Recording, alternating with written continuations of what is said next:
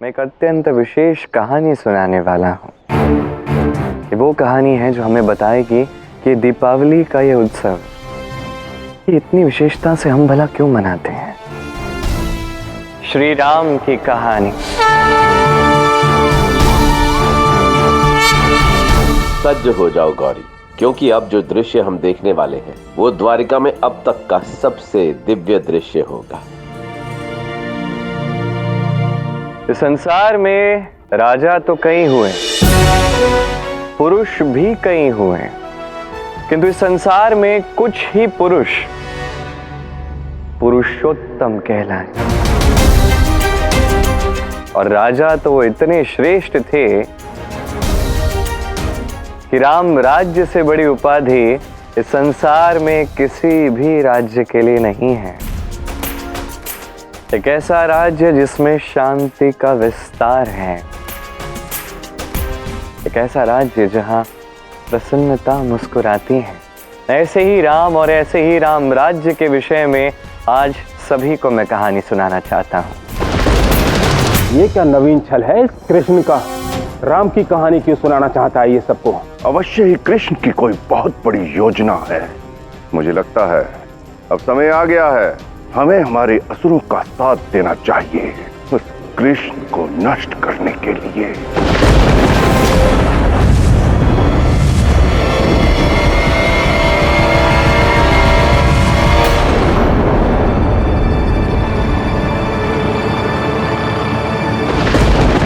क्या आप सब जानना नहीं चाहेंगे कि श्री राम पुरुषोत्तम कैसे बने और कैसे उन्होंने इतने श्रेष्ठ राज्य का गठन किया?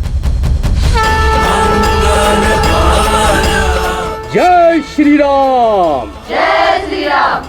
सबको हमारे राज्य में सुखी और प्रसन्न देखकर मुझे अत्यंत प्रसन्नता हो रही है।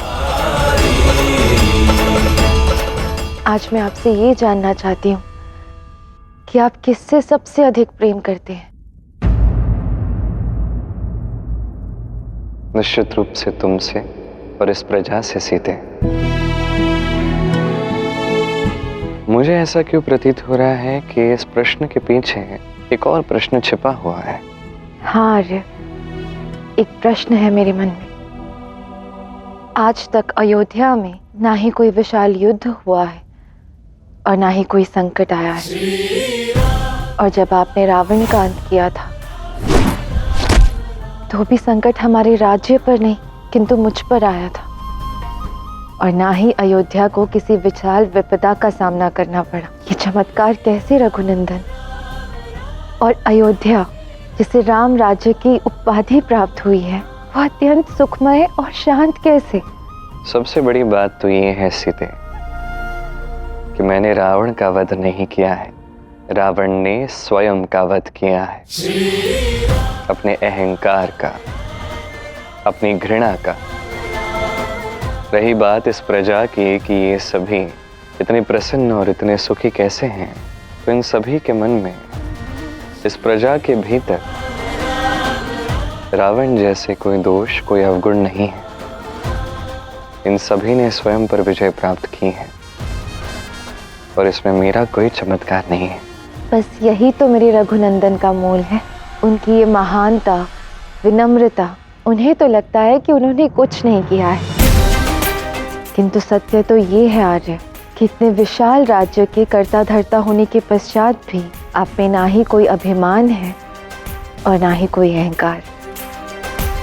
आपका राज्य क्रोध, मोह, लोभ, मत, मत्सर्य, काम ऐसे सभी विकारों से मुक्त है, और इसलिए राम राज्य अत्युत्तम है।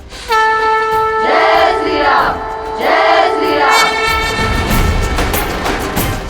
क्या आप सब नहीं चाहते कि हमारी ये द्वारका नगरी भी राम राज्य की भांति हो, जहाँ शांति हो, सुख हो?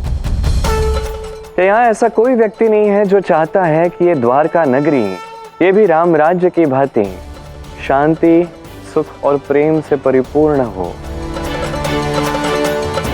क्या कोई नहीं चाहता कि एक ऐसा स्थान बन जाए जहाँ पे सदैव प्रेम, सुख और शांति की बांसुरी का वर्णन होता रहे, और हम सभी एक साथ समृद्ध और संपूर्ण परिवार की भांति रहें।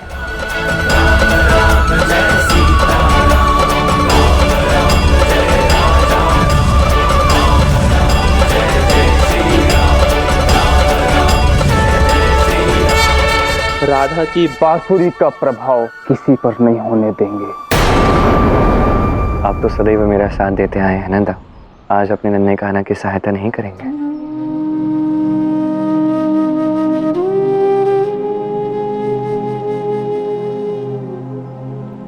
इस सूत्र को देखिए, कुछ स्मरण आ रहा है आपको?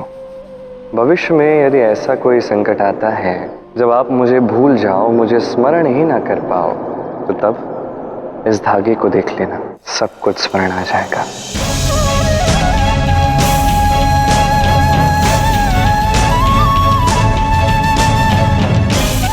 मुझे क्षमा करना कान्हा, वास्तव में मैं भी यही चाहता हूँ कान्हा, समस्त द्वारका की भलाई ही चाहता हूँ। मैं चाहता हूँ कि हमारी द्वारका सुख समृद्धि से परिपूर्ण रहे, हमारा समस्त परिवार, हमारी प्रजा सदैव सुखी रहे कान्हा। हाँ पिताश्री, मेरी भी यही इच्छा है। हाँ देवर जी, हम सबकी यही इच्छा है कि द्वारका में कोई भी कष्ट ना आए। यदि ऐसा है तो ठीक है, आइए हम सभी साथ मिलकर प्रेम और श्रद्धा से श्री राम का नाम लेते हैं। जब भी हम श्री राम के नाम का उच्चारण करते हैं, हम हमारे भीतर के रावण का अंत करते हैं। हमारे भीतर की बुराई, ये विकार, इनका हम अंत करते हैं, इन पर हम विजय प्राप्त करते हैं। तो आइए सभी मर्यादा पुरुषोत्तम श्री राम के नाम का उच्चारण करें। जय श्री राम, जय श्री राम, जय श्री राम, जय श्री राम, जय श्री राम।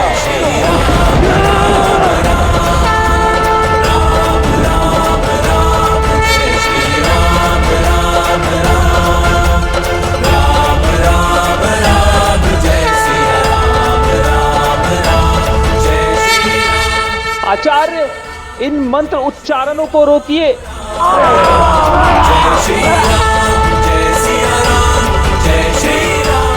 चंद्रिपो, समय आ गया है कली की उन शक्तियों का प्रयोग करने का जो तुम्हें उन्होंने प्रदान किया है। तुम्हारे सभी विकारों को कली की शक्तियों की आवश्यकता है, सहायता करो इन सबकी। जी आचार्य।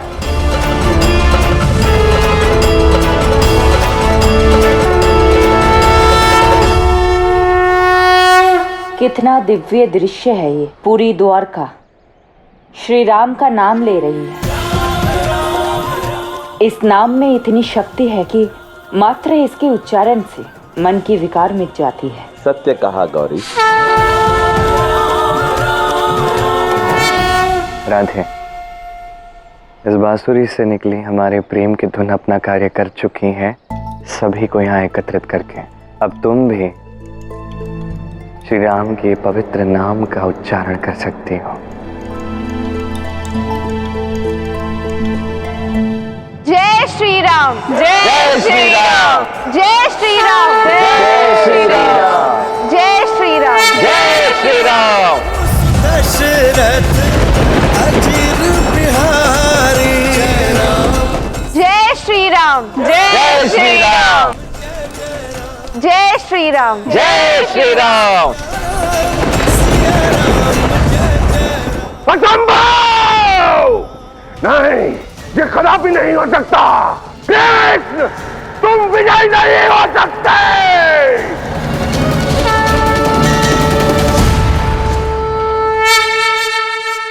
कान्हा, राधा, मैं तुम दोनों का अत्यंत आभारी हूँ।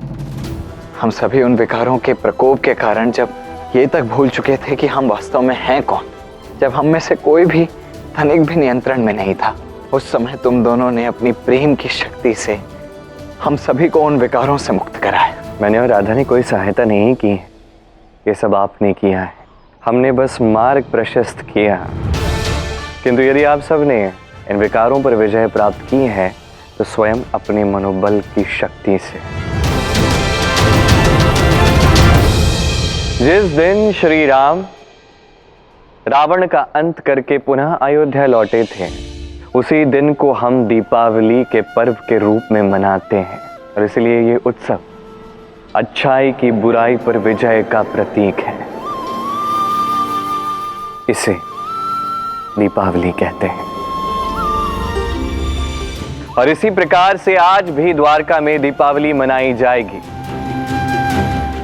बुराई पर विजय प्राप्त करके।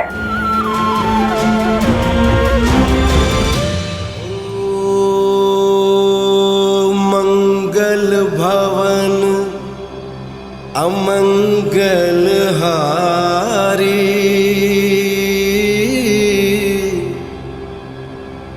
द्रबहु सुदशरथ अजीर बिहारी।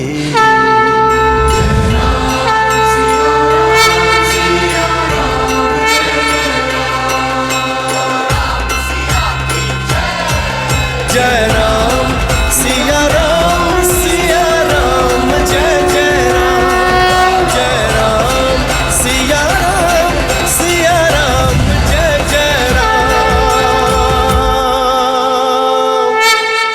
आज की रात्रि में सकारात्मकता और प्रेम, इन दोनों का प्रकाश प्रज्वलित कर हम दीपावली का शुभ आरंभ करते हैं।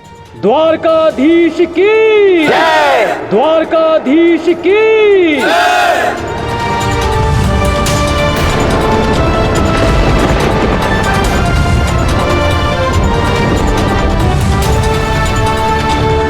ये सब क्या हो रहा है यहाँ? द्वारका दीपावली के उत्सव के लिए सज्ज हो रही है षड्रिपु।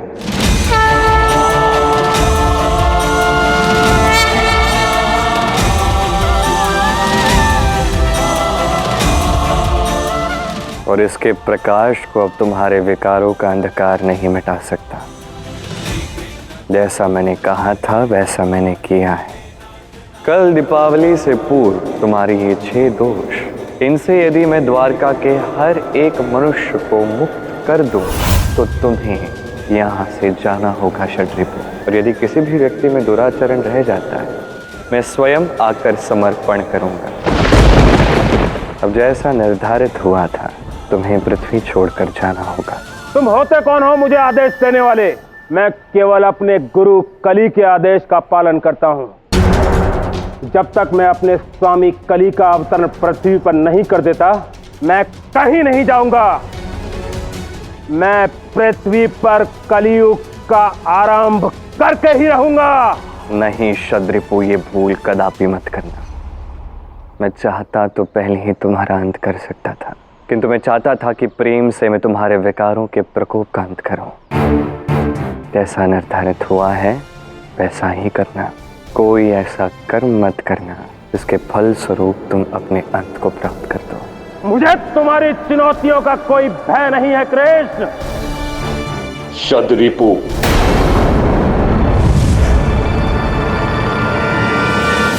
कृष्ण की मृत्यु का जब समय होगा तो हम वापस आएंगे, किंतु इस समय मेरा ये आदेश है कि तुम यहां से चले जाओ।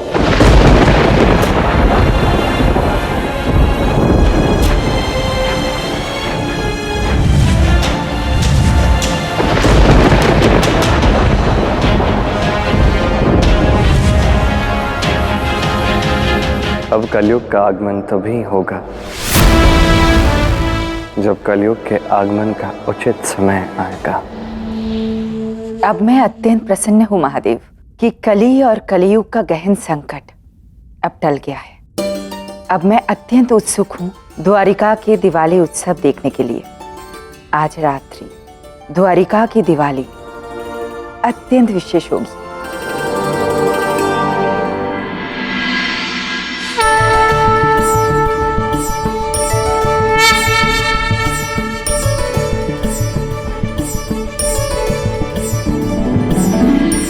क्या हुआ कृष्ण? किसकी प्रतीक्षा कर रहे हो? उन 2 विशेष अतिथियों के जिन्हें मैंने आमंत्रित किया था, वो किसी भी क्षण यहाँ पहुंचते ही होंगे।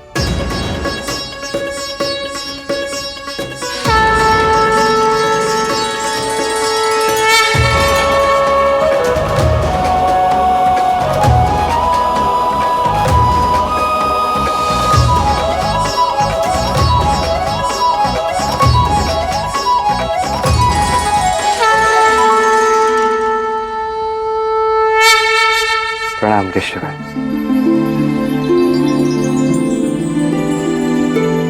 महर्षि वेदव्यास, ऋषि गर्ग, आप दोनों का द्वारका में अभिनंदन है। इतने समय पश्चात आपसे भेंट करके बड़ी प्रसन्नता हुई। आपसे पुनः मिलकर मुझे बहुत अच्छा लगा श्री कृष्ण। कितना समय बीत चुका है, पर आज भी वो क्षण मुझे अच्छी तरह याद है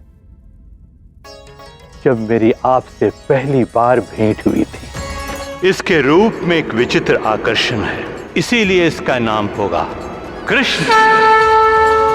आपने तो मेरा नामकरण किया है ऋषि गर्ग, और ये आज मेरा सौभाग्य है कि आप द्वारका में पधारे हैं।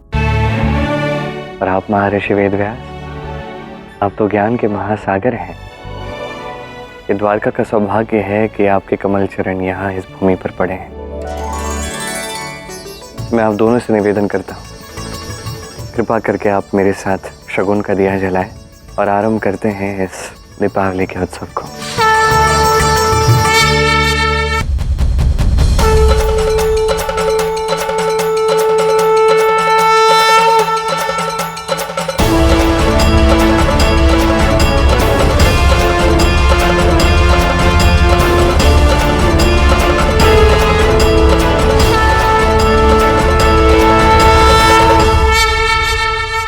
ऋषि वेदव्यास, ऋषि गर्ग, मैं आप दोनों का आभारी हूँ कि आप दोनों यहाँ पधारे। मैं आपको कुछ दिखाना चाहता हूँ। मैं अभी आया।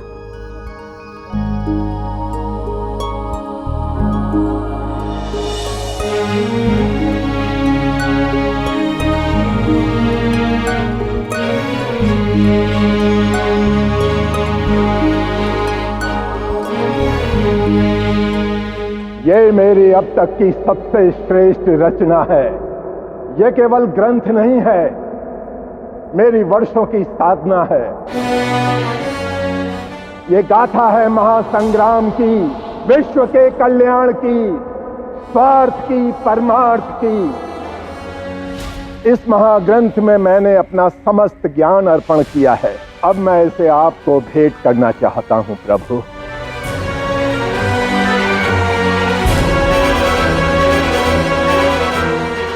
प्रभु, मेरी ये रचना आपको समर्पित है। महाग्रंथ, महाभारत, महाभारत, महाभारत, महाभारत।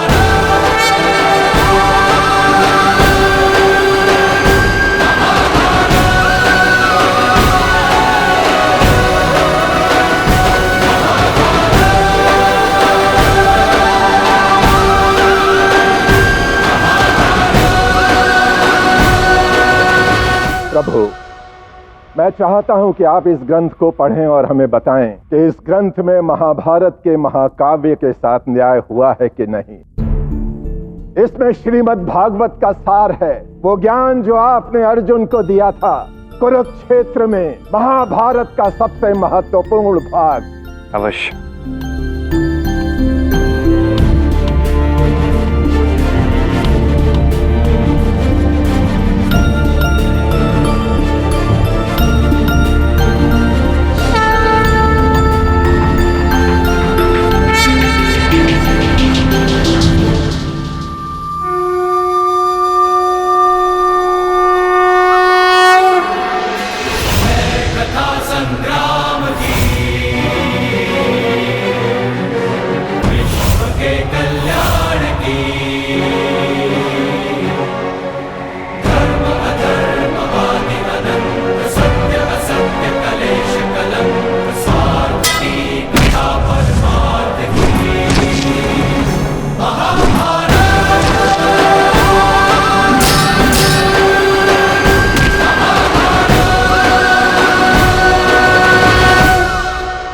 एक एक शब्द इस ग्रंथ का मैंने पढ़ा। अपने सत्य में अपने अभ्यास और अपनी श्रद्धा दोनों को इस ग्रंथ में विस्तारित किया है। किंतु इसके विषय में कुछ विस्तार में आपसे बात करना चाहता हूँ। कुछ समय पश्चात करते हैं।